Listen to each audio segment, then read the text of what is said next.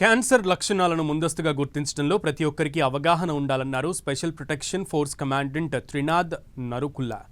ముఖ్యంగా ప్రపంచ క్యాన్సర్ అవగాహన దినోత్సవం సందర్భంగా రెనోవా ఆసుపత్రి ఆధ్వర్యంలో బైక్ ర్యాలీ నిర్వహించారు. క్యాన్సర్ పట్ల అప్రమత్తంగా ఉండాలంటూ ప్లకార్డులు ప్రదర్శించారు. క్యాన్సర్పై ప్రజల్లో ఉన్న అపోహలు తొలగించాల్సిన బాధ్యత వైద్యులపై ఉందన్నారు త్రినాథ్. స్క్రీనింగ్ ద్వారా క్యాన్సర్ను గుర్తించవచ్చని, గ్రామీణ ప్రాంతాల్లో స్క్రీనింగ్ క్యాంపులు నిర్వహించాలని వైద్యులను కోరారు.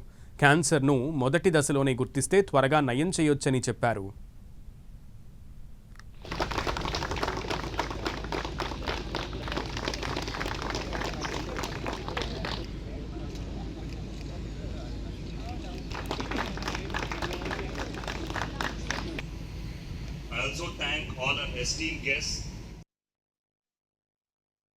ఈ సందర్భంగా ప్రజల్లో ఉన్న అపోహల్ని తొలగించడానికి, అవేర్నెస్ తీసుకురావడానికి రెనోవా హాస్పిటల్ అథారిటీస్ ఆధ్వర్యంలో అవేర్నెస్ అనేది క్రియేట్ చేయడం జరిగింది.